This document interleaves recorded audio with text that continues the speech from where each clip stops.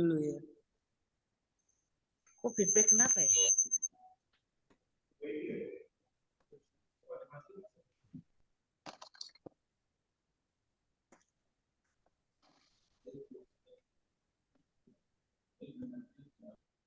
Iya.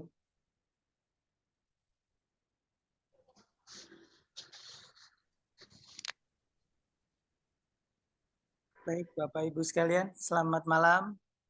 Kita jumpa lagi di KPK Sironimus. Malam hari ini kita akan melanjutkan topik Lectio Divina ya. Hari ini kita masuk pada sesi yang keempat, masih tentang kita akan belajar membaca cerita di Alkitab. Akan dibawakan oleh Pak Seto. Kita buka pertemuan malam hari ini dengan doa yang akan dibawakan oleh Pak Agus. Silakan Pak.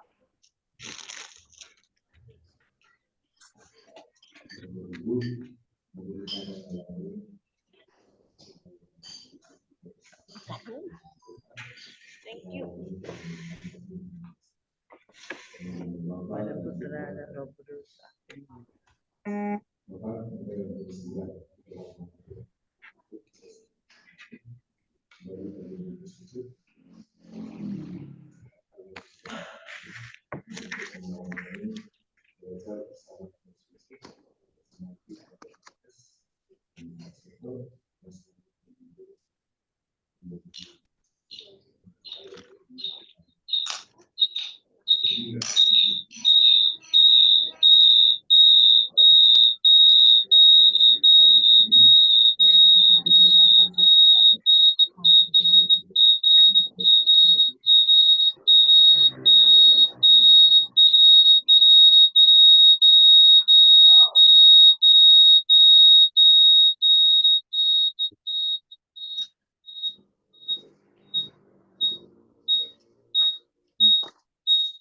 Bapa, Putra dan Roh Kudus. Amin.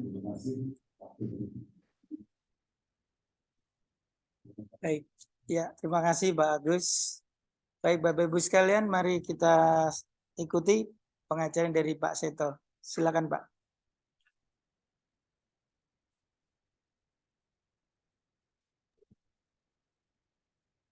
Baik, terima kasih Pak. Selamat malam Ibu, Bapak, dan saudara-saudara semua. Kita akan latihan lagi membaca cerita. Nah, yang perlu diperhatikan begini, mungkin di antara Bapak Ibu sudah ada yang pernah belajar macam-macam teori tentang membaca ya, tentang membaca cerita, tentang baca kitab suci. Tapi karena kita mau belajar tentang ya teknik ini atau cara ini, ya tinggalkan cara-cara yang pernah dipelajari untuk sementara, lalu ikuti cara yang akan kita gunakan untuk membaca kitab suci yang kita lakukan sekarang ini. Jadi jangan dicampur-campur. Misalnya yang paling gampang, dulu banyak orang membaca kitab suci, enggak bingung dengan semua seluruh ceritanya, enggak bingung dengan perikopnya, pokoknya hanya mencari ayat yang mengesan. Yang seperti itu pinggirkan dulu. Dan kita menggunakan cara yang bagaimana? Nah, cara yang sudah kita sampaikan atau kita pelajari di pertemuan yang lalu. Prinsipnya, kita mau baca cerita ya. Ada banyak cerita di dalam Alkitab, bahkan lebih dari separuh Alkitab isinya cerita. Nah, kenali ini cerita. Apa yang membedakan cerita dan puisi? Apa yang membedakan cerita dengan hukum? Cerita itu pasti ada tokoh. Cerita itu selalu ada alur ceritanya. Dan kemudian cerita ya ada setting tempatnya dan waktu. Ya, itu mengenali ciri-ciri ini cerita. Jadi jangan sampai ini membaca tentang kamu adalah garam dunia, kamu adalah cahaya dunia. Itu bukan cerita. Yang jelas itu bukan cerita. Jangan disebut, itu tokohnya kan kamu. Bukan, itu bukan tokoh. Dan kemudian dalam cerita, itu ada alur cerita di mana orang atau tokoh cerita berinteraksi dengan tokoh lain di dalam cerita itu. Nah, kemudian bagaimana membaca? Ingat, mata tertuju kepada tulisan, tapi pikiran membuat teater, dan itu diperkuat dengan imajinasi. Kalau mendengar kata imajinasi, yang harus diperhatikan, logis, dan ada dasarnya di dalam teks. Jadi ada logikanya, logis bisa diterima, masuk akal. Tapi juga ada dasarnya di dalam teks. Nah, kemudian berikutnya begini, setelah kita membaca, setelah kita menikmati ceritanya gitu ya, lalu berikutnya apa yang harus dilakukan? Gini, perhatikan bahwa pesan dari satu cerita itu tersembunyi di dalam diri tokoh-tokohnya. Karena itu langkah berikutnya, kita mau memahami pesan dari cerita itu ya, maka perhatikan tokoh-tokohnya. Dengarkan apa yang dia katakan, lihat apa yang dilakukan, lalu habis itu perhatikan apa yang bisa saya teladan dari orang ini. Bisa jadi bukan teladan kan positif.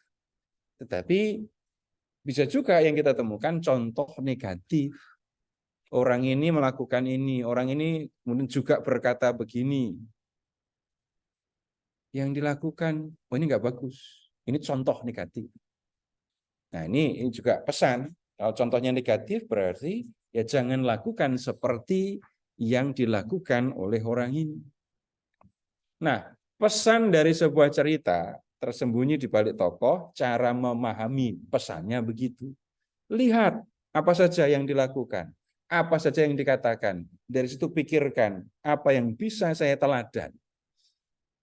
Nah, kemudian ketika bicara tentang teladan ini, atau pelajaran atau pesan, Bapak Ibu hindari kata-kata yang umum. Misalnya, orang Samar itu mengasihi.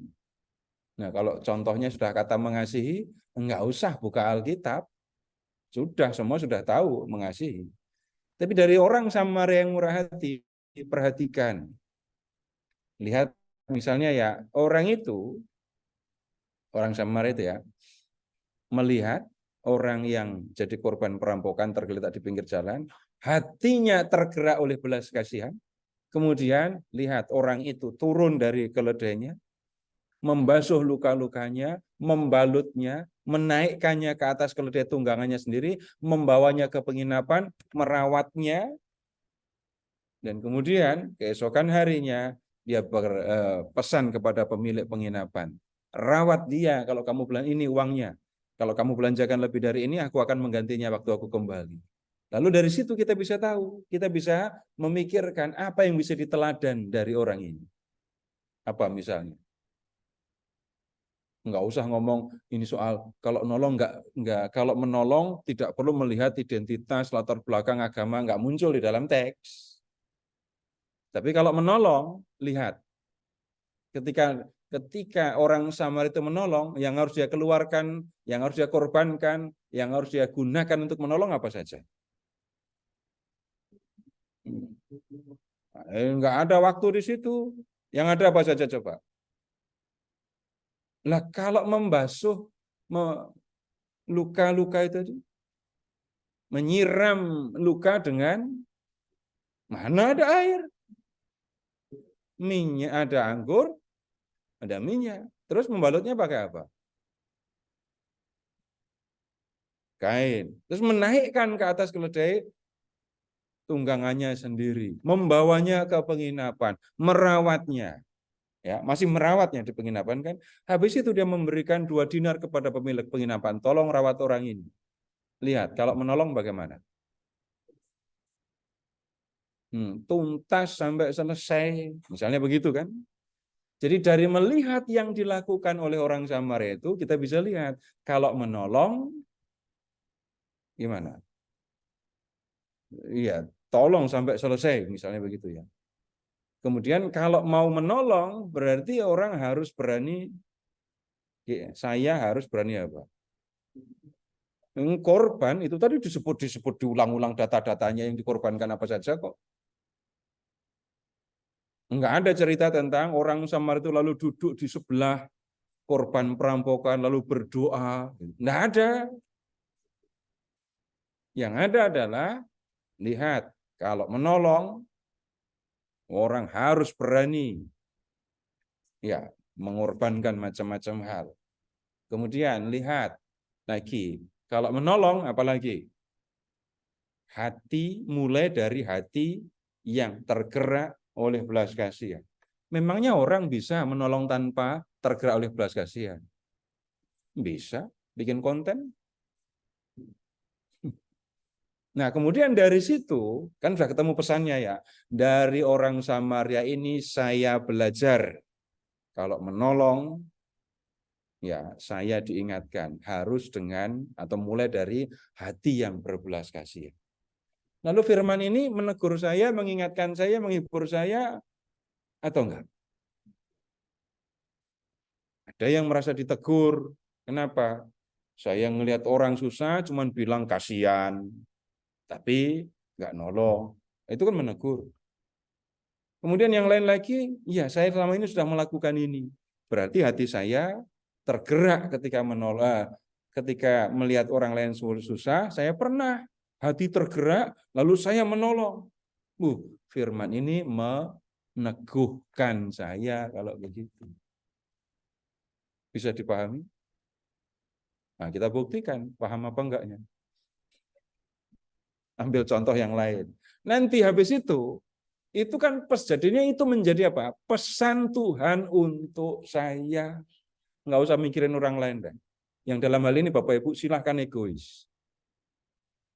Pesan Tuhan ini hanya untuk saya nggak mikirin orang lain. Nah, itu silahkan egois, silahkan hanya memikirkan pesan Tuhan untuk diri sendiri. Jangan sampai kalau duit untuk diri sendiri, kalau pesan Tuhan untuk rame-rame, nggak usah. Ini harus dibalik. Kalau duit untuk rame-rame, kalau pesan Tuhan untuk sendiri ya. Nah, kemudian habis itu, kalau Tuhan sudah bicara kepada saya, terus saya mau bilang apa kepada Tuhan? Kan firman tadi menegur saya. Tuhan, terima kasih Engkau sudah menegur saya. Selama ini saya melihat orang-orang yang mengalami kesulitan, tapi hati saya sama sekali tidak tergerak. Lalu tolonglah saya supaya saya memiliki belas kasih dan kemudian berani, sanggup mewujudkan belas kasih itu dengan menolong. Nah, begitu proses membacanya. Sekali lagi, ini langkah yang kita pelajari. Jangan campur dengan cara-cara lain. Nanti kalau campur dengan cara-cara lain, ya kacau, kalau nggak kacau ya bingung. Nggak semua yang enak, itu kalau dicampur juga jadi enak. Jelas kan ya?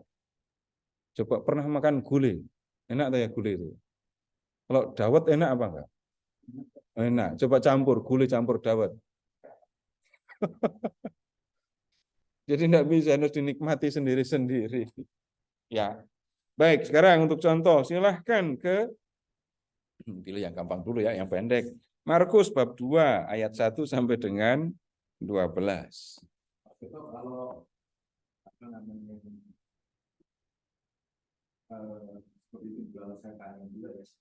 Sekarang kalau cerita orang Samaria yang terjadi itu kita seperti beranalogi bahwa orang yang itu tidak menyukai orang Samaria, sehingga waktu ditanya Yesus siapakah di antara mereka yang sesama manusia bagi orang yang apakah dia tidak pernah mengenal orang Samaria, orang yang punya belas kasihan pertama kali. Lalu kita dalam apa namanya itu menyatakan begitu, itu kurang enak juga ya. Kalau minggu lalu kan saya bilang bahwa waktu anak yang bilang itu bapaknya adalah Allah sendiri. Ya itu. Itu kan teknik lain, Pak. Itu cara lain yang jangan dicampur tadi. Berantakan pasti.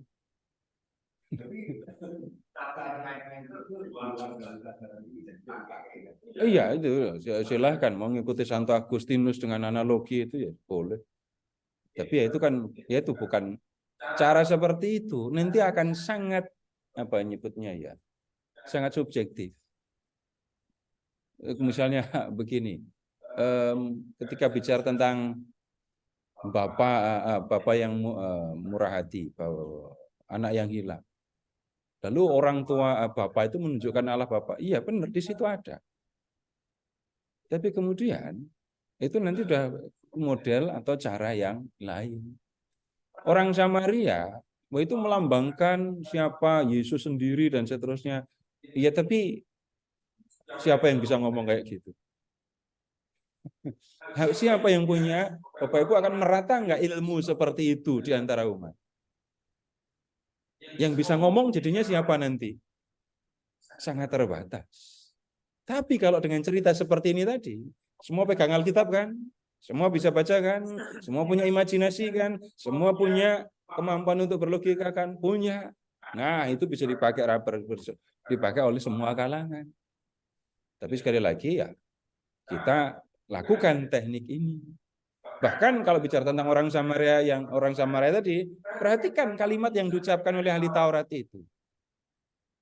Dia memperhatikan yang dilakukan oleh orang Samaria dalam cerita Yesus, dan dia mengambil simpulan apa yang dilakukan orang Samaria itu. Apa yang bisa dipelajari dari orang Samaria itu? Menunjukkan belas kasihan. Tuh, mulai jelas kan? Nah, ya begitu saja. Jadi pakai cara yang gampang, tapi sekali lagi di kepala kita mungkin sudah punya banyak metode gitu ya. Tapi pikirkan yang gampang begini saja. Saya bukan tadi pagi baca teori lalu saya sampaikan kepada Bapak Ibu. Sudah belasan tahun mungkin saya lakukan ini, dan kemudian saya melakukannya untuk semua kalangan dari anak-anak sampai orang di usia lanjut. Dan ini bisa dilakukan untuk semua. Ya, begitu ya. Ada lagi sebelum masuk teks, silakan. Yang online ada yang mau ditanyakan sebelum masuk ke teks?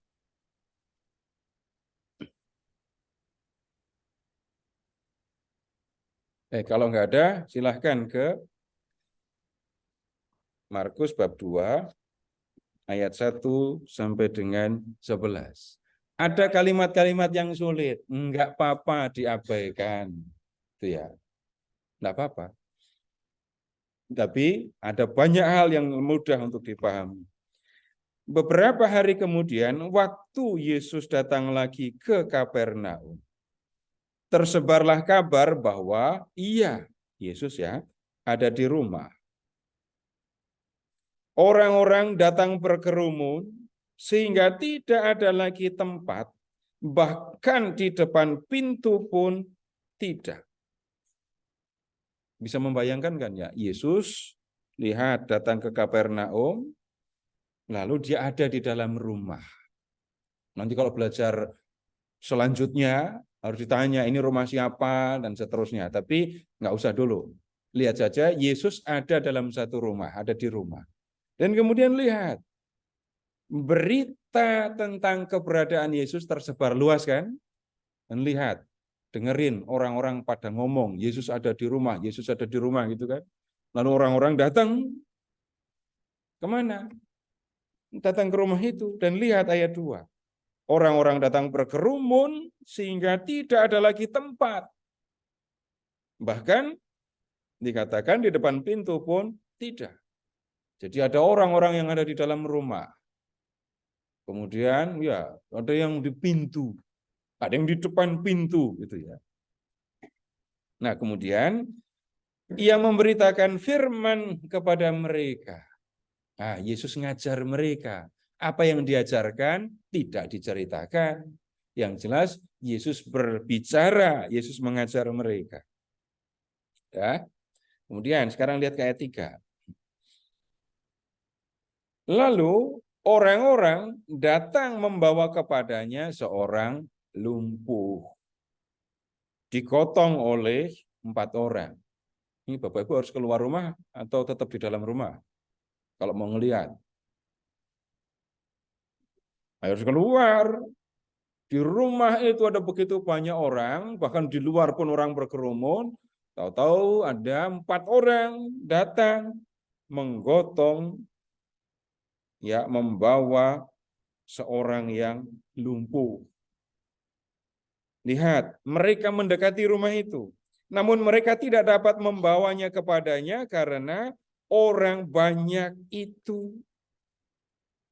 Lalu mereka membuka atap di atas Yesus. Sesudah terbuka, mereka menurunkan tikar tempat orang lumpuh itu terbaring. Lihat, orang yang menggotong orang lumpuh tadi sudah mendekati rumah kan? Lalu lihat, pintunya juga sudah penuh orang. Tidak mungkin membawa orang ini masuk. Sekarang Bapak Ibu tolong membayangkan, dan ini logis, yang logis ya, mereka pada ngomong apa yang gotong orang lumpuh tadi.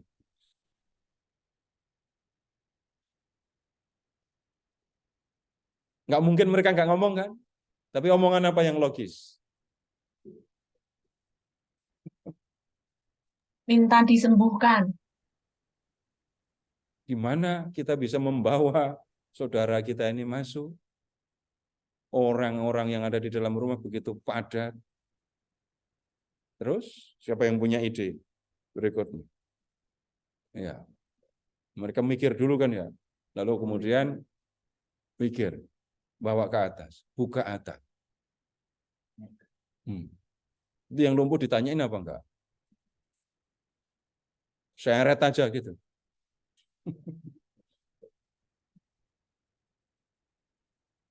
Nah, kemudian ini nggak nanyain yang punya rumah juga. Bongkar aja atapnya gitu. Kalau kita bicara tentang logika dalam cerita, nggak mungkin dong mereka tahu-tahu buka atap. Pastilah ngomong. Nggak mungkin nggak ngomong. Bongkar atap rumah orang kok. Dan kemudian lihat, ini si lumpuh dibawa naik kan ke atap. Lalu ini sudah atapnya dibuka. Ini debu banyak ini pasti ya. Lalu baru tikar diturunkan. Lalu ya orang lumpuhnya ada di situ. Sehingga orang lumpuh itu, kebayangkan ya, tikar dengan tali turun sampai ke depan Yesus gitu ya. Nah, kemudian lihat berikutnya. Ketika Yesus melihat iman mereka, berkatalah ia kepada orang lumpuh itu, "Hai anakku, dosa-dosamu sudah diampuni." Beberapa ahli Taurat sedang duduk di situ dan berpikir dalam hatinya, mengapa orang ini berkata begitu? Ia menghujat Allah. Siapa dapat mengampuni dosa selain Allah sendiri? Yesus segera mengetahui dalam hatinya bahwa mereka berpikir demikian. Di antara mereka, lalu ia berkata kepada mereka, "Mengapa kamu berpikir begitu dalam hatimu? Manakah yang lebih mudah?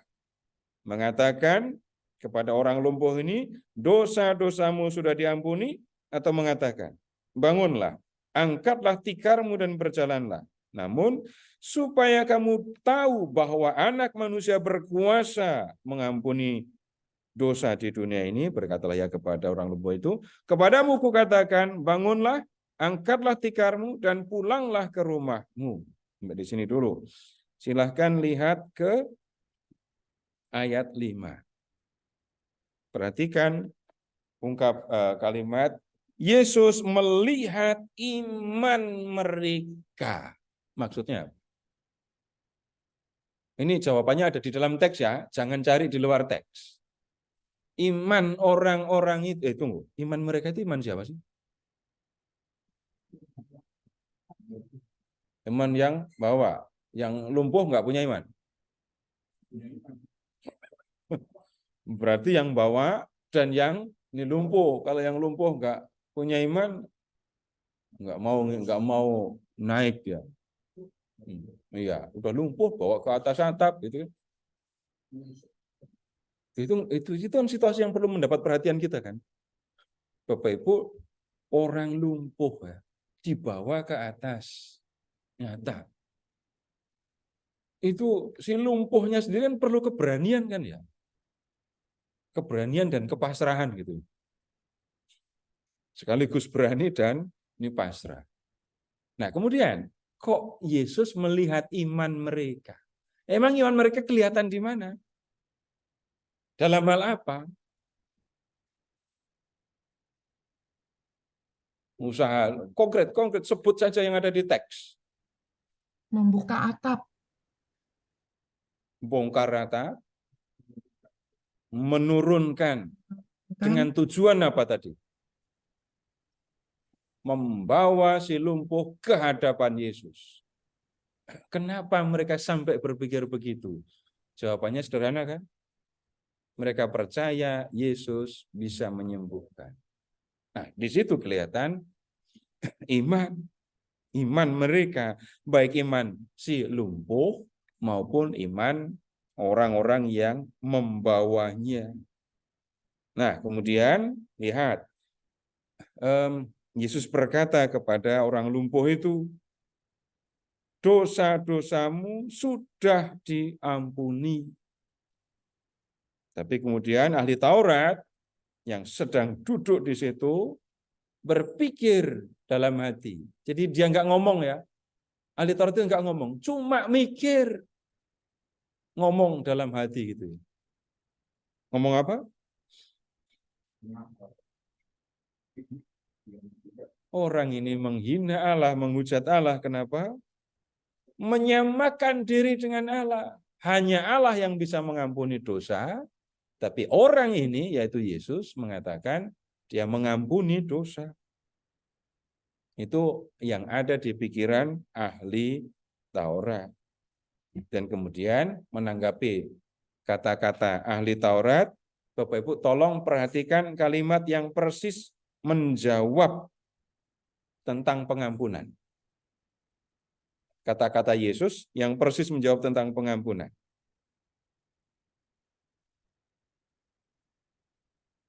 Ayat berapa? 10. Ya. Yesus mau menunjukkan apa? Dia memang punya kuasa untuk mengampuni dosa. Nanti kalau diskusi dilanjutkan, coba pilihannya. Silahkan ke ayat 9. Mana yang lebih mudah mengatakan kepada si lumpuh ini?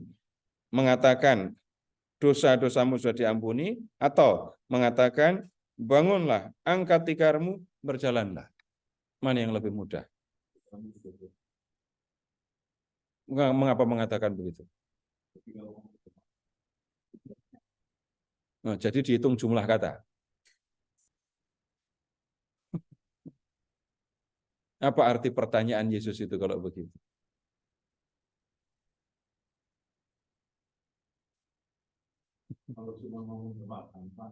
Nah, apakah itu yang dimaksudkan oleh Yesus? Apakah hanya sekedar mengucapkan? Tentu bukan ya. Tapi siapa yang bisa mengatakan, angkat tikarmu, jalan sana, lalu orangnya jalan beneran? Siapa yang bisa melakukan itu? Hanya yang punya kuasa untuk bisa menyembuhkan. Kemudian dosamu sudah diampuni. Siapa yang berani, siapa yang bisa mengatakan kalimat itu? Ya hanya yang punya kuasa untuk mengampuni dosa. Lalu lihat ayat 11. Yesus juga berkata, bangun, angkat tikarmu, pulang ke rumah. Lalu lihat ayat 12.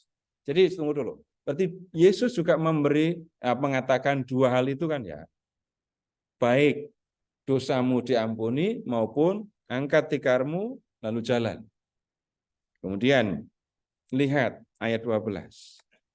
Orang itu pun bangun dan di hadapan mereka semua ia mengangkat tikarnya dan pergi keluar. Lihat Yesus berkata di ayat 11. Apa yang dikatakan Yesus di ayat 11 terjadi di ayat 12. Berarti ucapan Yesus bagaimana? Kalau apa yang dikatakan itu terjadi, berarti Yesus bagaimana? Punya kuasa. Kuasa untuk menyembuhkan. Nah, kemudian lihat. Mereka semua takjub lalu memuliakan Allah. Katanya, yang begini belum pernah kita lihat. Sehingga mereka semua takjub. Mereka itu siapa di sini? Bukan lagi 4 orang dan plus 1 orang tadi ya.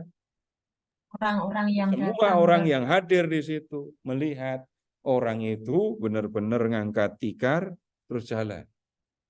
Jalan ya, enggak naik ke atap lagi ya. Maksudnya apa? Orang-orang berarti pada minggir kan ya, supaya orang ini bisa jalan keluar kan ya. Jadi dia tidak ditarik ke atas lagi, enggak begitu, tapi jalan lewat pintu. Dah, begitu membaca, menikmati ceritanya. Nah, sekarang tokohnya ada siapa saja? Ada Yesus, jelas. orang Nah, sekarang lumpuh, yang kedua itu tokohnya rombongan ya. Ketika melihat iman mereka, oh itu siapa itu? Baik si 4 lumpuh orang maupun yang yang menggotong, mengangkat. Terus, siapa lagi tokohnya? Ahli Taurat.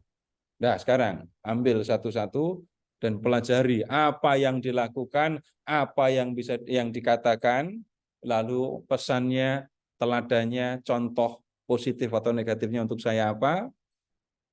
Lalu yang berikutnya, firman ini menegur, mengingatkan atau menghibur saya. Silahkan ditulis.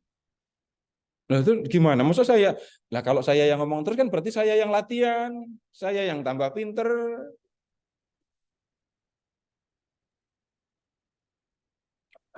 Tugasnya hanya ceritakan apa yang dilakukan dan dikatakan oleh tokoh, Oh, entah Yesus, entah si yang mengangkat orang lumpuh tadi dan yang si lumpuh. Nah, itu aja, 2 aja dah. Yang ahli Tauratnya nggak usah dipikirin dulu dah, biarin aja dia. 2 ya, 2 saja. Setelah melihat apa yang mereka lakukan, yang mereka katakan, lalu habis itu pelajari apa teladannya atau apa contoh negatifnya. Jadi dari situ kemudian kita tahu, wah itu pesan Tuhan untuk saya.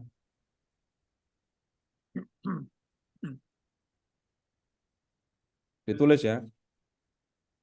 Yang online juga tulis ya. tulis di chat. Enggak, suruh baca Pak, jangan di chat Pak.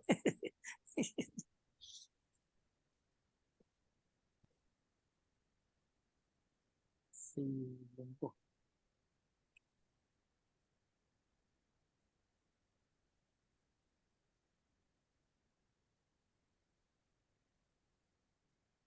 Mau diskusi? Silahkan.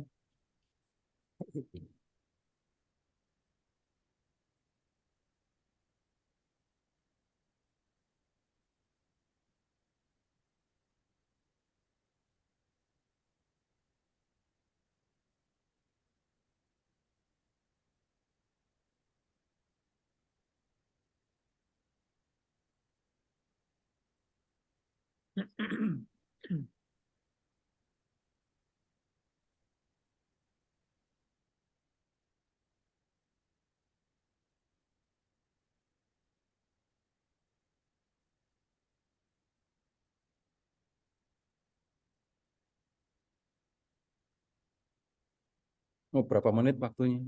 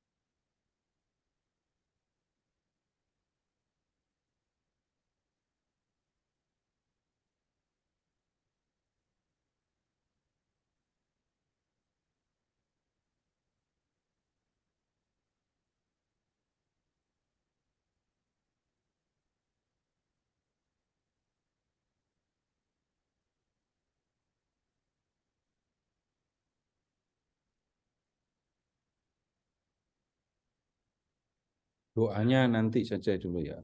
Kita tulis pesannya dulu, mulai dari apa yang dilakukan, apa yang dikatakan, apa yang bisa saya teladan. Lalu firman ini mengingatkan, menegur, menghibur.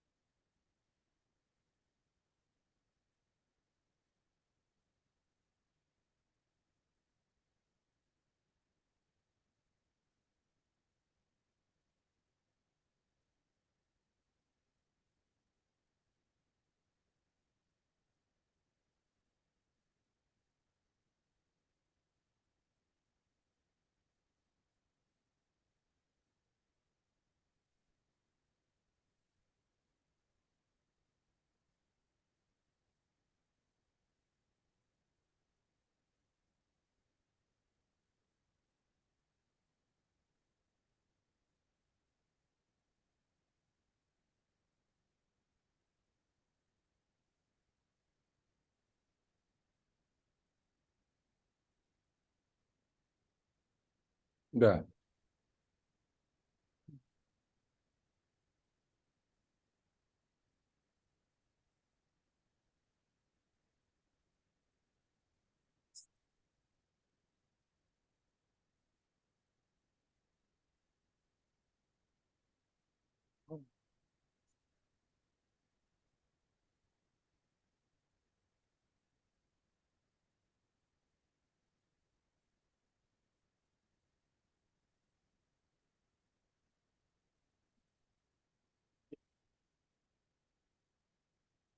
Ya, silakan baca pergantian. Silakan.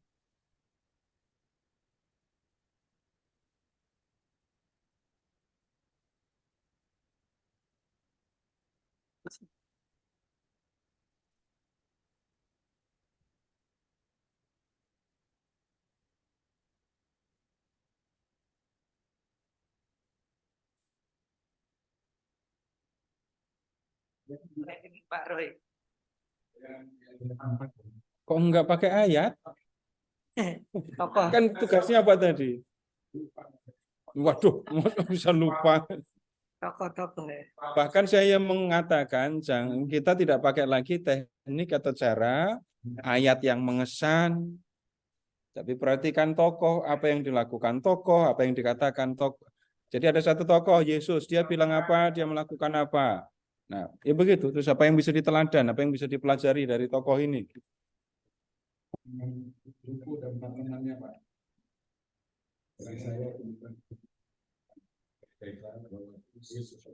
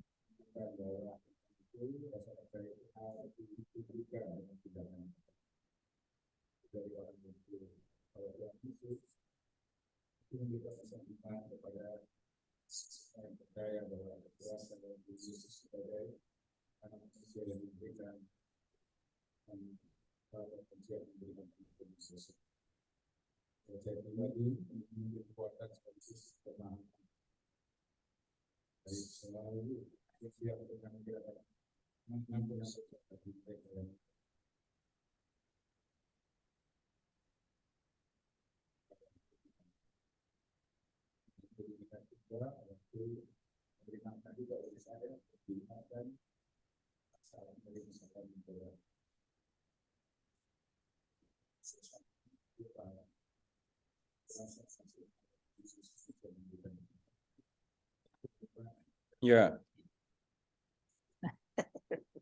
Ayo Bu Elizabeth. di over aja mic-nya, Pak.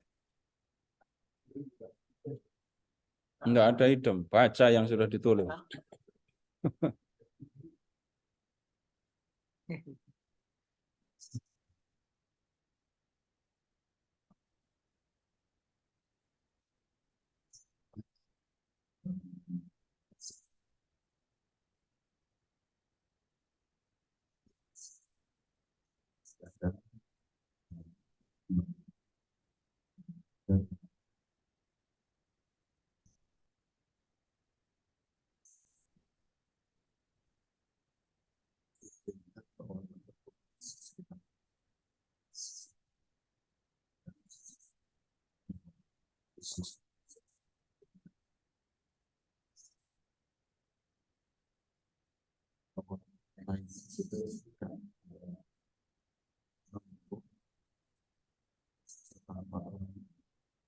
Satu-satu, Pak. Jadi Bapak Yesus atau orang lumpuh dulu? Kalau kalau Yesus, Yesus dulu aja.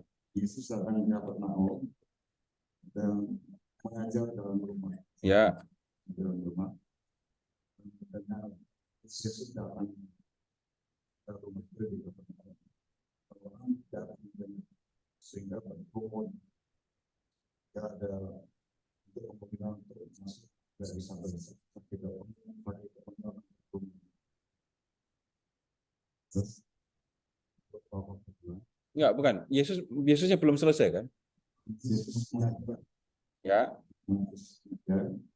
Jadi perhatikan lagi, Yesus mengajar, orang banyak ada di situ. Lalu apalagi yang dilakukan atau dibuat Yesus?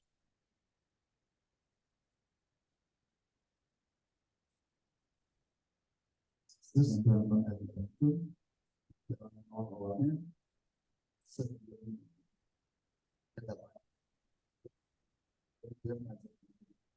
Ya, Yesus mengajar ya. Terus apalagi yang dibuat Yesus? Ketika melihat iman mereka, itu kan Yesus melakukan sesuatu. Yesus melihat iman orang-orang itu, gitu kan? Terus ngapain lagi Yesus?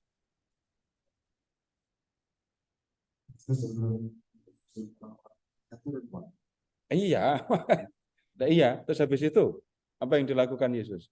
Jadi fokus dulu kepada Yesus misalnya. Yesus melakukan apa saja? Yesus datang ke satu rumah, orang banyak datang, terus Yesus mengajar. Oke, satu. Yang berikutnya apalagi yang dibuat Yesus? Yesus melihat atap dibuka, orang lumpuh diturunkan. Terus Yesus melihat iman mereka, gitu kan? Terus habis itu apalagi yang dibuat Yesus? Yesus Bukan. berharap variat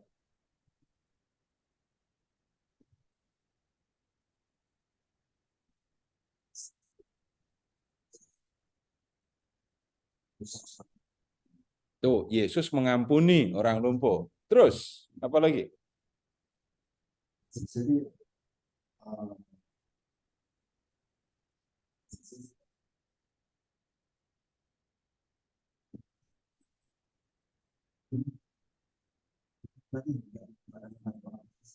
Enggak usah. Apalagi yang dibuat Yesus? Yesus tadi mengatakan mengampuni dosa. Terus apalagi yang? terus saya itu angkat lagi dan pulang lagi. Ya. Dan angkat hilang jalan keluar. Ya. Dari situ apa yang Bapak pelajari tentang Tuhan Yesus? Apa yang Bapak bisa teladan dari Tuhan Yesus? Tuhan Yesus itu Nah, itu saya sudah ingatkan, kata kasih tolong dipinggirkan dulu kan. Karena semua nanti dari perjanjian lama sampai perjanjian baru satu kata sudah cukup, kasih. Tapi yang gini yang perlu mendapat perhatian kita. Apa yang saya pelajari dari Tuhan Yesus tentang Tuhan Yesus. Berdasarkan yang sudah Bapak sampaikan ini tadi. Jangan cari kemana-mana lagi. bahwa Tuhan Yesus kalau kita mau datang kepadanya dengan suatu keyakinan seperti iman yang pasti akan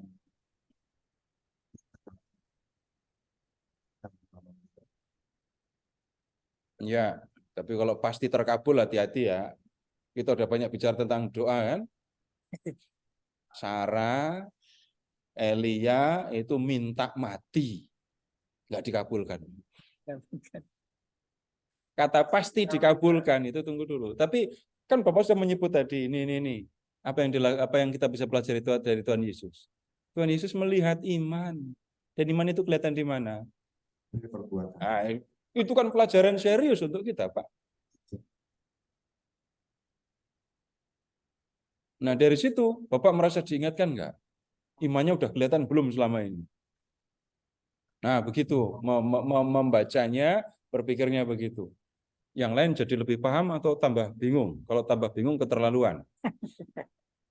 Hah? Tambah paham. Kalau tambah bingung, itu jangan-jangan bukan karena Bapak Ibu nggak mendengarkan, tapi pikiran ngelawan. Saya punya teknik sendiri kok nggak seperti yang saya pikirkan. Itu yang membuat orang bingung. Tapi kalau ikuti saja, nggak akan bingung. Dijamin. Nggak percaya, uang kembali nanti kalau nggak. Sesederhana itu membacanya. Kalau orang pusing, sekali lagi, jangan-jangan karena di pikiran itu ngelawan. Masa kayak gini? Ini tidak seperti yang saya pikirkan. Kalau kita pakai ayat yang mengesan, Bapak Ibu bisa ketemu nggak pesan dari keseluruhan cerita? Nggak akan. Nggak akan ketemu pesan dari keseluruhan. Tapi dengan cara seperti ini, Bapak Ibu akan menemukan pesan dari keseluruhan cerita. Ya, begitu, Pak. Yang lain, yang online belum. Pak Edi.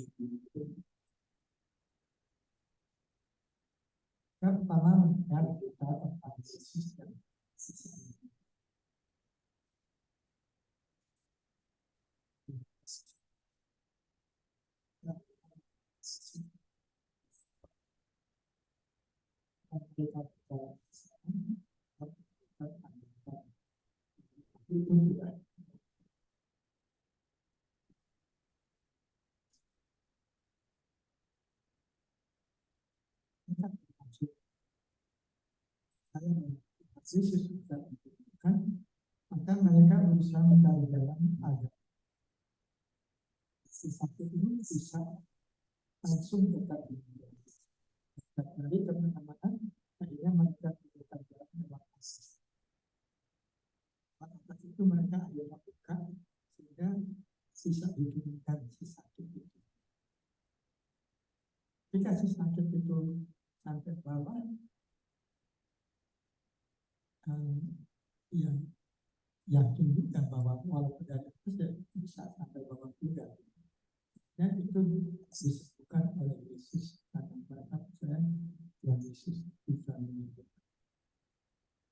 Yang saya dapat pelajari apa keseriusan orang-orang itu dan keyakinan mereka bahwa Yesus bisa menyembuhkan.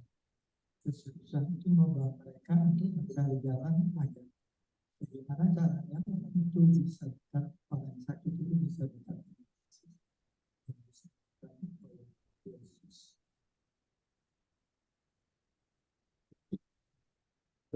Terus kalau belajar dari situ, Bapak merasa terhibur, ditegur, atau Ya, teguhkan? karena pikir kadang-kadang ditegur juga ya bahwa ada halangan bukan yang udah gitu kan. Sedangkan ini mereka punya halangan, mereka masih mencari jalan untuk bisa lebih dekat kepada Dia. Ya, udah begitu aja. Ya cuma begitu. Nah, mau bagaimana lagi? Nanti kalau mau bicaranya lebih tinggi, dari situ saya belajar. Orang beriman itu nggak bisa diem. Orang beriman nggak mungkin diem. Nggak bisa orang mengatakan saya percaya kepada Tuhan, terus nggak ngapa-ngapain. Ya, udah. Ada lagi Yang online belum ngomong habis ya. Sekarang begini, langkah berikutnya ya, buat doa berdasarkan pesan itu tadi. Jadi buat doa berdasarkan pesan.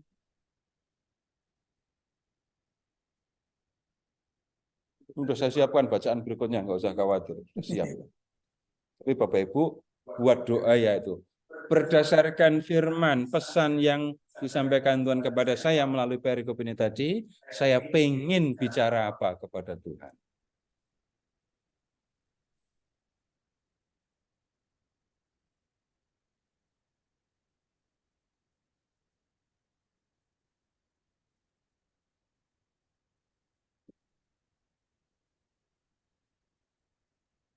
Nggak usah bingung, wah berarti saya harus minta tikar kepada Tuhan gitu ya. Di rumah nggak ada tikar. Nggak nyambung kalau doanya kayak gitu.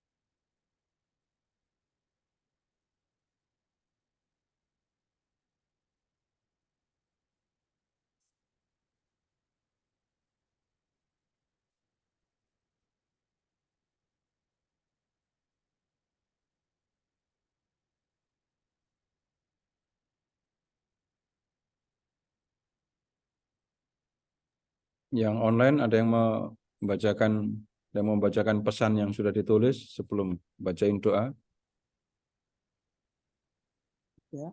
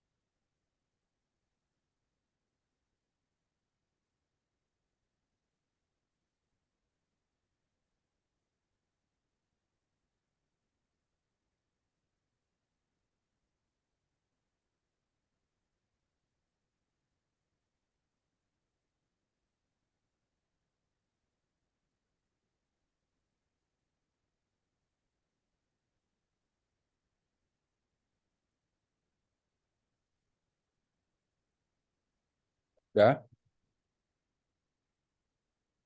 jangan panjang-panjang doanya. Maksud sampai 20 baris doanya nggak usah. Panjangan. Paling-paling berapa? 5 baris. Nggak usah pakai selamat malam Tuhan Yesus. Ya, itu nggak usah.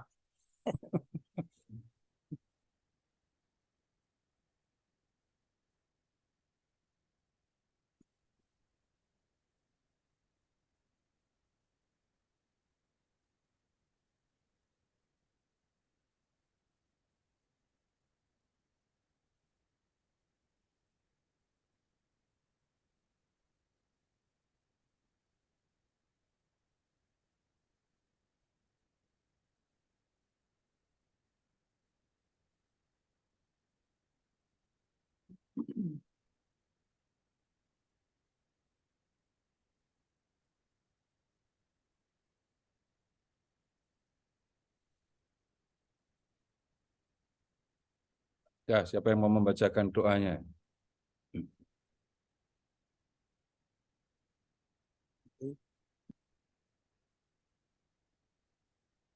Dari yang online ada yang mau membaca doa?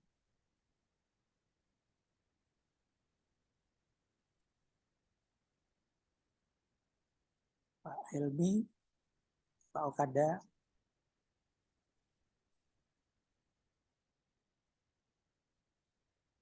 Saya mau mencoba Silakan Bu. doa. Ya. Allah Hati. Bapa, semoga saya bisa meneladani orang yang lumpuh, yang percaya bahwa Yesus bisa menyembuhkan dari sakitnya.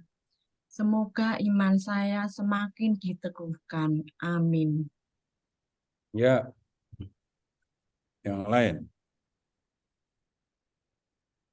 Silahkan.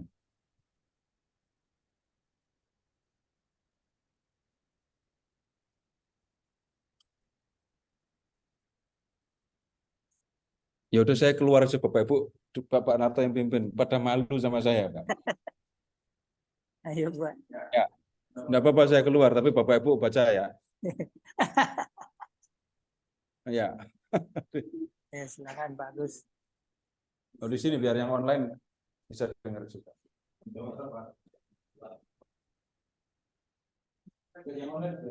Iya, di sini bisa atau di situ.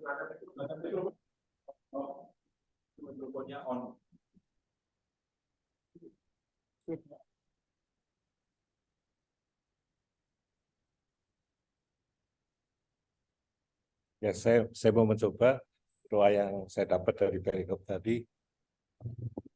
Lewat perikop tadi, saya berdoa, Bapak, kami bersyukur Kau telah mengingatkan kami semua untuk selalu datang pada Yesus setiap kami menghadapi kesulitan. Dan kami percaya Tuhan Yesus akan memberi kesembuhan badan dan pertobatan. Yesuslah yang akan selalu memulihkan jiwa raga kami, jiwa rohani kami. Amin. Terima kasih. Ya. Langsung Pak, lanjutkan. Kenapa? Yang berikutnya. Oh ya, silakan yang online dilanjutkan. Terima kasih. Boleh deh, saya deh kalau gitu.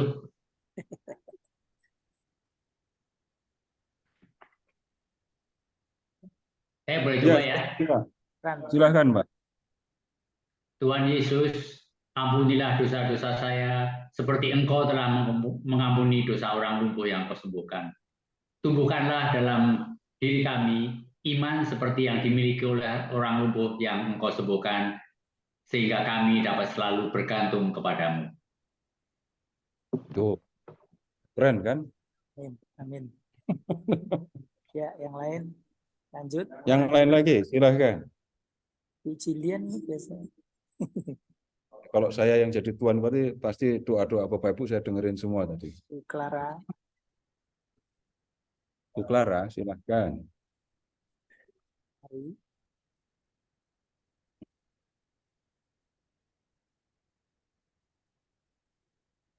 Jadi kalau Bapak Ibu melakukan yang seperti ini sendirian, bisa berdoa banyak kan ya? Macam-macam doanya. Dan Saya di jalan nggak bisa nulis doa, Pak. kenapa Bu? Saya di jalan nggak bisa nulis doa, tadi saya disebut namanya. Oh, saya kira Pak Narto sudah membaca, Ibu mau pimpin, mau doa. Oke, ya. Jadi makin banyak yang kita pelajari, yang kita renungkan, makin banyak pula itu kisah-kisah di dalam Alkitab yang akan masuk ke memori kita, dan makin banyak juga apa yang dipesankan oleh Tuhan lewat perikop itu tadi. Seperti itu. Dan nanti bayangkan kalau di lingkungan, dalam komunitas, Bapak Ibu melakukan hal yang seperti ini. Sharingnya akan lebih bermakna, bernilai. Yang di-sharingkan bukan pengalaman jadinya. Jadi yang sharingkan apa? Pemahaman dan pesan. Kalau sharing pengalaman, udahlah itu Udah lama sekali Bapak Ibu mau dibahas pakai cara apapun harus diakui pengalaman manusia terbatas. Nggak mungkin kita punya pengalaman yang seluas Alkitab. Nggak mungkin. Kalau Bapak Ibu amati aja di lingkungan, akan ketemu orang-orang yang sharingnya itu kisahnya, ceritanya sama terus. Tapi kalau sharing, yang di-sharingkan, yang dibagikan adalah pemahaman dan pesan, itu akan sangat memperkaya kita. Ada hal-hal yang baru yang mungkin selama ini nggak saya pikirkan. Ada hal-hal yang mungkin selama ini nggak sampai di bagian pemahaman saya. Nggak akan saya pun merasa sombong lalu ngerti semua, enggak. Ada banyak hal yang saya pelajari justru dari mendengarkan seperti ini. Makanya jangan pelit-pelit nulis dan bicara. Jangan pernah meremehkan apa yang saya tulis sendiri. Maksudnya gitu loh. Karena apa? Belum tentu yang saya tulis itu nggak ada harganya. Belum tentu yang saya tulis itu nggak ada nilainya. Semua punya pemahaman, semua punya apa menyebutnya ya, menangkap sesuatu dari perikop dari kisah ini. Saya beneran saya banyak belajar. Yang misalnya ya, ini agak sulit. Tapi saya belajar karena mendengarkan orang yang bicara begini. Sekarang ini begini. Apakah tiba-tiba Yudas Iskariot itu mengatakan sebelum aku mencucukkan jariku di oh ya Thomas, sebelum Thomas ngomong, apakah Thomas ngomong kayak gitu itu karena Thomas punya ide sendiri, nyebut tangan, nyebut lambung Yesus itu karena Thomas punya ide sendiri, sehingga orang punya kesan negatif tentang Thomas, tampaknya Thomas kasar sekali. Saya paham bukan karena saya baca buku, karena sedang diskusi, sedang bicara begini. Nah, ketika Yesus menampakkan diri, Yesus kan menunjukkan tangan dan lambung. Terus murid-murid kan pada percaya. Seminggu kemudian Thomas datang, ya, dan kemudian murid-murid kan bercerita kepada Thomas, kami telah melihat Tuhan. Cuman gitu ceritanya, nggak mungkin. Murid-murid yang lain itu pasti cerita sama Thomas, Tom, kami sudah melihat Tuhan, gitu ya. Terus Tuhan menunjukkan bekas luka di tangan, bekas tombak di lambung. Nah, habis itu Thomas baru bereaksi, sebelum aku mencucukkan jari, sebelum aku melihat ini bekas luka di lambung, aku nggak akan percaya. Agak beda kan pemahamannya jadi sini. Awalnya Thomas tampak kasar sekali, tapi giliran ternyata ya Thomas nyebut tangan, nyebut lambung karena dengar dari teman-temannya. Nah, nggak akan kita mengatakan Thomas kasar. Bapak Ibu, itu tidak saya dapatkan ketika saya baca buku. Nggak saya dapatkan ketika di buku-buku saya juga nggak nemu. Aneh sekali, kayak gitu aja pada nggak ngerti gitu ya. Tapi memang nggak ada di buku. Dan pemahaman ini muncul ketika saya ya sedang situasi dan seperti ini. Pemahaman lain dari seorang anak kecil, beneran anak kecil. Yesus itu udah salibnya di pakunya di sini apa di sini? Yesus disalib jam berapa? Wafatnya jam berapa? Ya. Di sini kiri, berarti kenapa ini? Nadi, bisa orang nadinya pecah tahan 3 jam.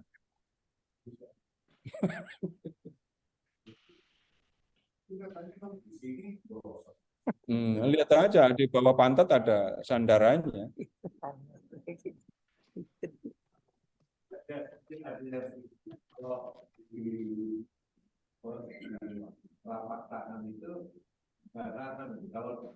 Iya, tapi lihat itu di bawah pantat itu memang ada tempatnya. Ayo, kalau gitu kan apa bedanya dengan di sini juga? Ya begitu. Yang ngasih tahu kayak gini siapa? Anak kelas 6 SD. Bukan dari buku, saya tahu. Masuk akal kan? yang lain lagi. Kita akan ketemu macam-macam hal yang saya nggak sampai mikir kayak gitu, tapi ternyata yang lain bisa memiliki pemikiran yang menolong, pemikiran yang membuat orang bisa paham lebih daripada yang selama ini kita pahami gitu. Nah, Ini boleh sekarang, tanya Pak? Oh, ya silahkan Pak. eh, bagaimana kalau pemahaman yang disaringkan itu ternyata keliru? Nah, misalnya yang di Lukas 16 yang bendahara yang tidak jujur. Tuannya akhirnya tuan itu memuji bendahara yang tidak jujur tersebut. Jadi seakan-akan, oh ya boleh-boleh aja sih kalau kita berbuat cerdik seperti itu. Nah, itu kan pemahaman yang bisa bisa salah gitu. Nah, Ya, bagaimana kalau sharing itu membuat jadi orang itu dan dipercaya gitu ya, pemahamannya bisa berbahaya bukannya Pak? yang dipuji oleh tuannya itu ketidakjujurannya atau kecerdikannya. Nah, Tapi di situ cerdik perlu untuk berbuat ketelitian tidak jujur. membaca, Pak. Teliti membaca. Coba periksa, Bapak periksa Injil Lukas. Kecerdikannya. Hmm.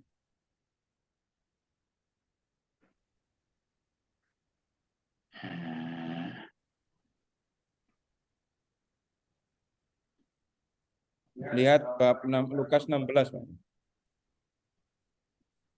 Ya, Ya, ayat 8. lalu tuan itu memuji bendahara yang tidak jujur itu karena ia telah bertindak dengan cerdik. Nah, kan? Nah, seringkali ini kunci lagi. Hal penting juga ketika membaca Alkitab. Membaca dengan teliti dan membaca yang tertulis. Bukan membaca yang ada di memori. Ya, ulang-ulang kalimat itu. Baca teliti, baca yang tertulis, bukan baca yang ada di memori. Minta maaf untuk urusan Alkitab, hindarkan sikap saya sudah tahu.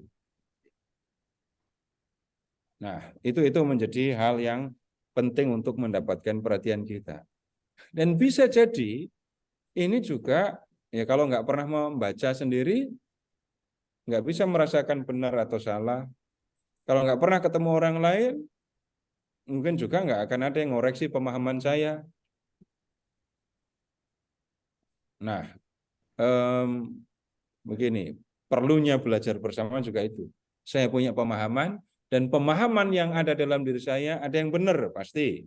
Tapi ada yang perlu diperbaiki. Sampai ada yang dikoreksi, ada, bisa. Dan yang koreksi siapa? Bukan saya minta Bapak Ibu, saya akan ngomong, tolong yang salah koreksi saya. Kalau ada yang salah, tolong koreksi saya.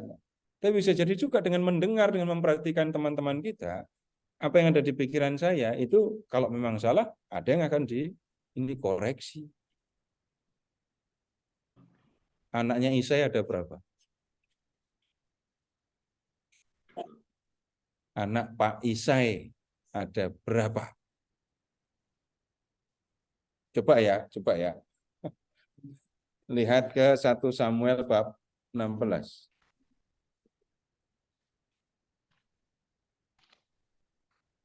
Hanya dengan membaca teliti tadi bisa kelihatan. Dan kemudian bisa juga mengoreksi cara saya membaca.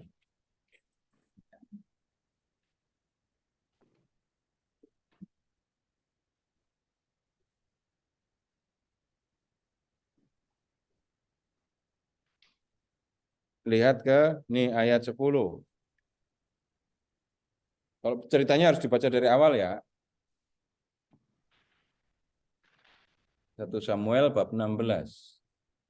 Harusnya baca dari awal. Tapi kemudian ya yang saya maksudkan dia di ayat 10.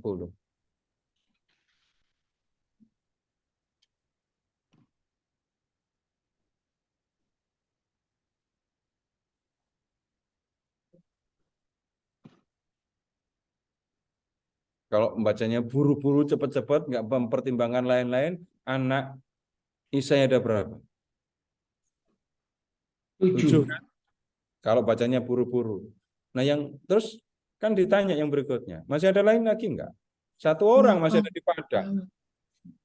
Jadi anak Isai 8. Sederhana tapi bisa jadi serius, apalagi untuk hal-hal yang sifatnya lebih serius. Jadi membaca dengan teliti itu menjadi hal yang penting.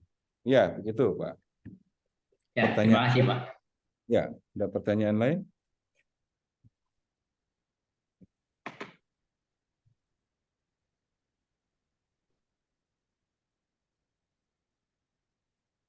Nggak ada. Baik, kalau tidak ada, ke 1 Samuel, yang udah dekat ya udah terlanjur di 1 Samuel kan. Bab 24.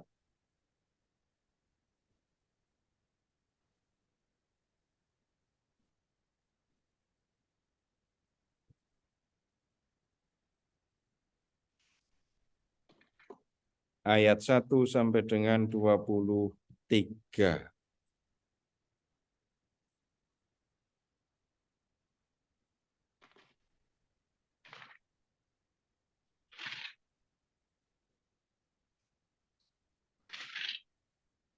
Ini nanti kita baca dulu sekarang, lalu pesannya dan doanya Bapak Ibu siapkan untuk doa malam ya.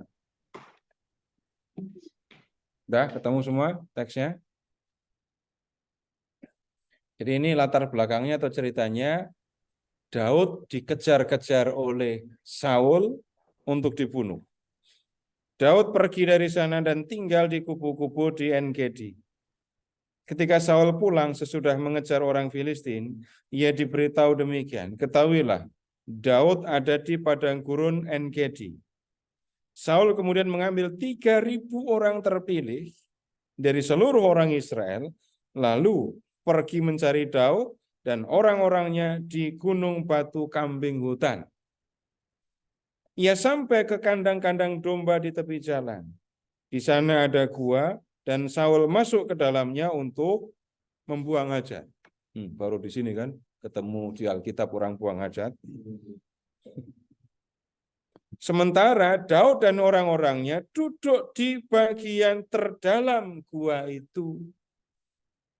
Berkatalah orang-orang Daud kepadanya, inilah hari yang dijanjikan Tuhan kepadamu. Lihat, aku menyerahkan musuhmu ke dalam tanganmu. Maka lakukanlah kepadanya apa yang kau pandang baik. Jadi ini kesempatan bagi Daud kalau mau membunuh Saul. Saul itu sudah berusaha keras untuk mengejar-ngejar, untuk mencari Daud, untuk membunuh dia. Lihat, untuk mencari Daud dikerahkan 3.000 orang. Nah, kemudian ketika ini Saul ke toilet, gua itu ya. Ternyata Daud dan teman-temannya ada di belakangnya. Mau orang sekuat apapun, kalau posisinya dia sedang di toilet, ya ini posisi paling bisa dikatakan termasuk paling lemah kan ya. Nah, kemudian lihat ke ayat 5 kalimat ini. Daud pun bangkit, lalu memotong ujung jubah Saul dengan diam-diam. Dari belakang ini ya, tutup hidung enggak Daudnya. Tetapi sesudah itu, gundahlah hati Daud karena ia telah memotong ujung jubah Saul. Ia berkata kepada orang-orangnya, kiranya Tuhan mencegah aku melakukan hal ini. Melayangkan tanganku melawan tuanku, orang yang diurapi Tuhan. Sebab dialah orang yang diurapi Tuhan.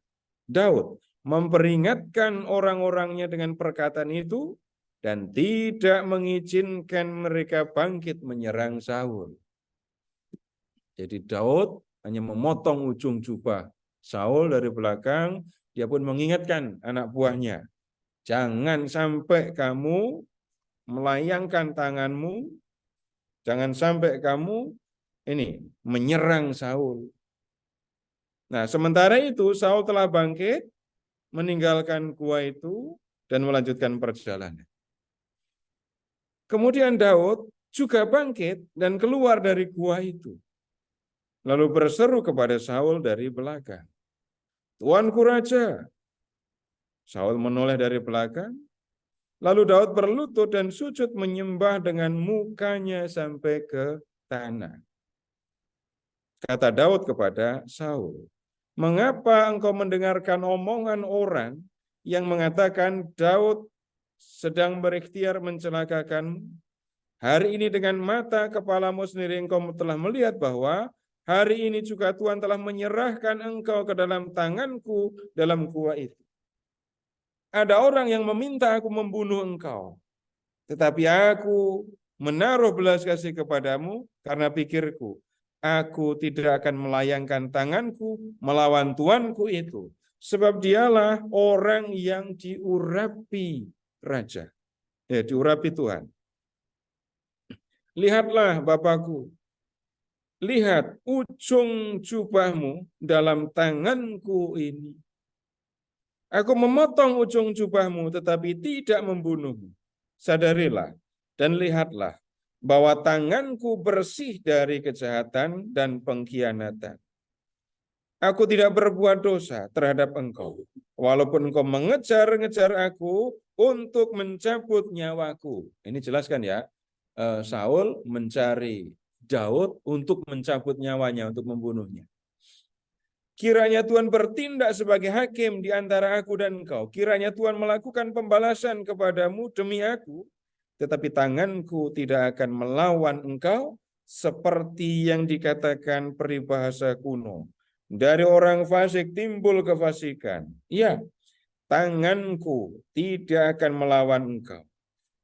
Siapakah yang diburu Raja Israel? Siapakah yang kau kejar? Hanya anjing mati, seekor kutu belaka. Kiranya Tuhan menjadi hakim dan menjatuhkan keputusan antara aku dan kau. Kiranya Dia memperhatikan dan memperjuangkan perkaraku, serta memberi keadilan kepadaku sehingga lepas dari tanganmu. Setelah Daud selesai menyampaikan perkataan itu kepada Saul, berkatalah Saul, "Suaramukah itu, anakku Daud?" Lalu dengan suara nyaring, Saul menangis. Katanya kepada Daud, "Engkau benar dibandingkan dengan aku, sebab engkau telah melakukan yang baik kepadaku, padahal aku melakukan yang jahat kepadamu. Pada hari ini, engkau telah menunjukkan betapa engkau telah melakukan yang baik kepadaku. Walaupun Tuhan telah menyerahkan aku ke dalam tanganmu, engkau tidak membunuhku. Apabila seseorang menemukan musuhmu, mungkinkah dilepasnya pergi dengan selamat?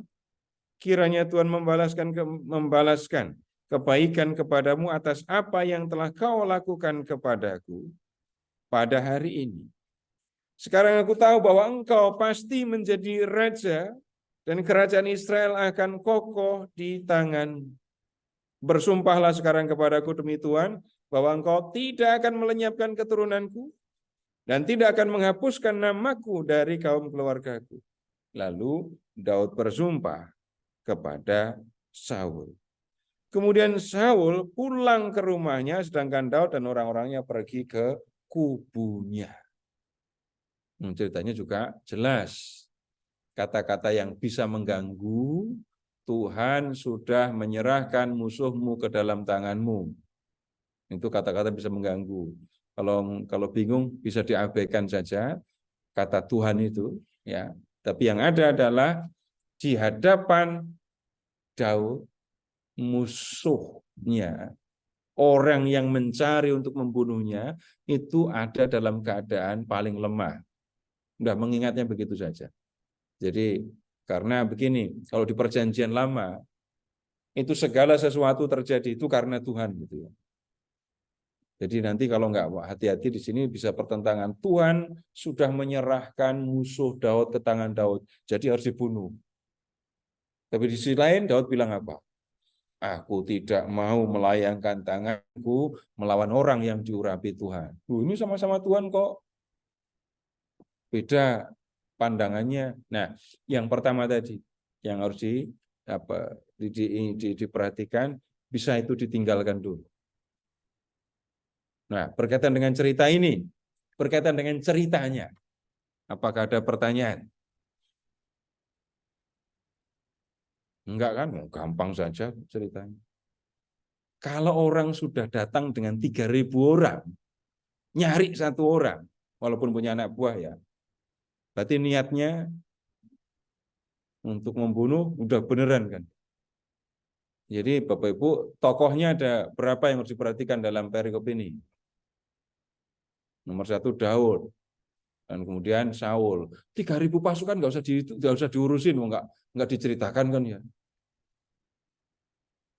Jadi perhatikan 2 tokoh ini, tapi tokoh utamanya itu adalah Daud. Nanti Bapak Ibu akan ketemu cerita yang sama, serupa ya, di bab 26.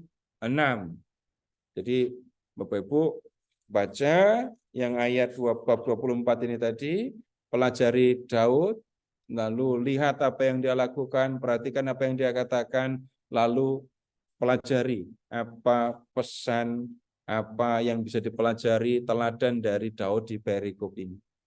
Nanti hal yang sama Bapak Ibu temukan di bab 26. Kalau di sini Saul buang hajat, kalau di bab 26 Saul tidur nyenyak. Dan Bapak Ibu akan ketemu di situ. Semuanya tidur nyenyak karena apa? Tuhan membuat mereka tidur. Gitu. Nah, kemudian Bapak Ibu buat ini ya, apa yang bisa ditelah tentang Daud, lalu bisa juga langsung buat doanya. Nanti minggu depan jadikan doa di pembuka pertemuan ya.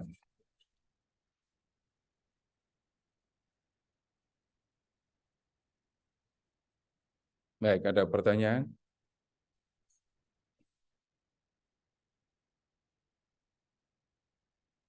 Nah, sekarang begini, saya sebut gangguan kalau sedang membaca kitab suci yang begini.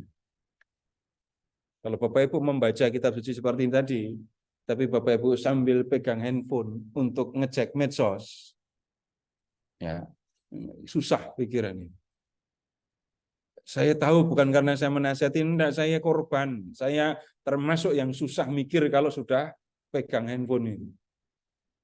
Sudah membaca berita-berita, balik lagi ke laptop, mikir apa saya tadi, gitu.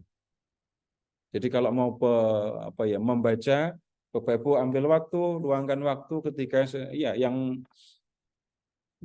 luang, yang kosong, yang tenang, yang Bapak Ibu bisa geser handphone sebentar gitu. Dan membiarkan pikiran ini aktif untuk merenungkan apa yang disampaikan di dalam ini kitab suci ini. Benar-benar itu gangguan. Kalau nggak percaya coba saja.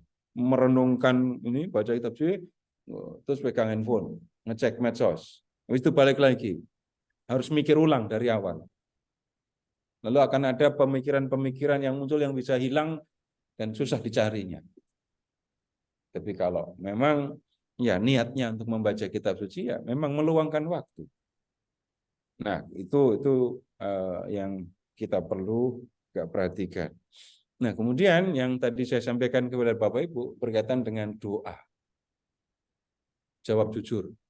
Bapak Ibu lebih banyak berdoa untuk jiwa atau untuk raga? Apa adanya saja. Oh, saya juga kok. Kalau nggak disadari, kalau nggak diwaspadai, kalau nggak diingatkan, seterusnya orang akan bicara berdoa hanya untuk raga doang. Ujung-ujungnya minta kesehatan itu kan, sama umur panjang. Itu udah ujung sekali. Tapi Bapak Ibu amati, kalau kita berdoa dengan cara seperti ini tadi, bukan hanya raga, bahkan mungkin soal kepentingan raga akan kita pinggirkan. Itu dari contoh-contoh tadi kan sudah ketemu kan ya. Contoh mana yang ngomongin tentang raga? mulai minta pengampunan, minta iman, itu kan bukan untuk raga. Yang untuk kepentingan raga, saya tidak mengatakan tidak perlu, itu tetap perlu. Harus. Tapi yang menjadi masalah adalah kalau hanya minta untuk raga, yaitu masalah. Karena apa? Yang kita perlukan selama hidup sebagai orang beriman kan bukan hanya hal yang menyangkut raga, tapi juga tentang jiwa. Nah, kalau kita berdoa dengan cara seperti ini, periksa saja nanti doa-doanya. Apakah ada yang berdoa nanti, tolong Tuhan jadikanlah aku seorang raja gitu. Enggak akan ketemu begitu. Tapi akan berdoa supaya memiliki keutamaan seperti Daud. Itu yang akan muncul dalam doa. Dan doanya akan luas, tidak berbatas pada soal ini raga. Nah, apa yang Bapak Ibu kita lakukan malam ini, itu sebenarnya proses dalam Lectio Divina. Nanti tinggal mengurutkan saja, namanya diganti. Sudah jadi Lectio Divina. Ya begitu. Bapak Ibu membaca, itu kan jadinya Lectio. Bapak Ibu merenungkan tokoh tadi, lalu ketemu pesan, lalu pesan mengingatkan saya. Itu meditasi. Bapak Ibu menyampaikan doa, itu orasi. Udah jadi. Nah, lebih jelasnya kita diskusikan di pertemuan berikut gitu ya. Tapi malam ini Bapak Ibu membaca ulang 1 Samuel 24 tadi, pahami pesannya dengan memperhatikan tindakan dan perkataan Daud, lalu pahami pesannya, teladannya, dan juga buat doanya. Itu ya. Ya, baik. Ini cukup untuk malam hari ini. Terima kasih. Selamat malam. Silakan Pak Marto. Baik, terima kasih Pak Seto. Malam hari ini kita sudah belajar bersama Pak Seto untuk melihat cerita-cerita yang ada di Alkitab ya, dan bagaimana kaitannya dengan kehidupan kita melalui tokoh-tokoh yang ada. Baik, Bapak Ibu sekalian, kita akan lanjut dengan pelajaran berikutnya nanti minggu depan. Ikuti terus. Kita tutup malam hari ini pertemuan kita dengan doa. Silakan Pak Agus. Di sini Pak.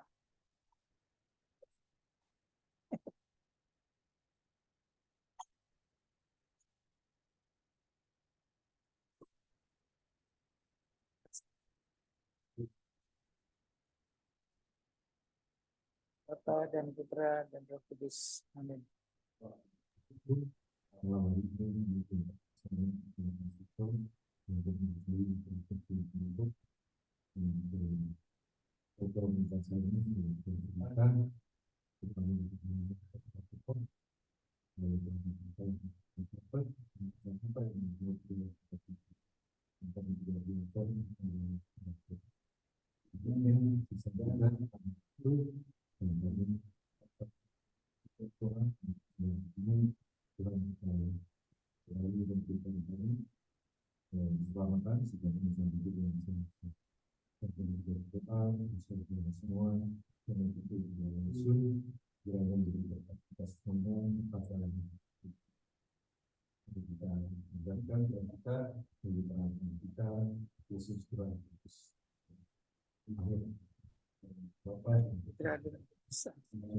Terima kasih Pak Agus. Ya, terima kasih Selamat Bapak Ibu malam semua. semuanya. Selamat malam. Terima kasih.